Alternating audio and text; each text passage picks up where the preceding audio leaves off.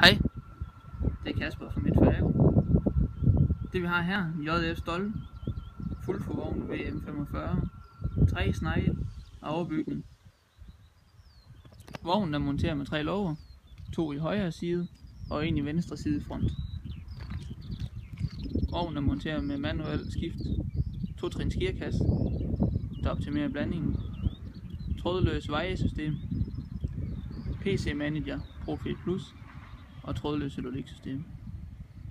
Yderligere så er hydraulisk støttefod, trippelaksel med efterløb og lås af boogie, lys, sidemarkering. Vognen står pt. med 3 snegle, som kan køre, men er ved at slidt.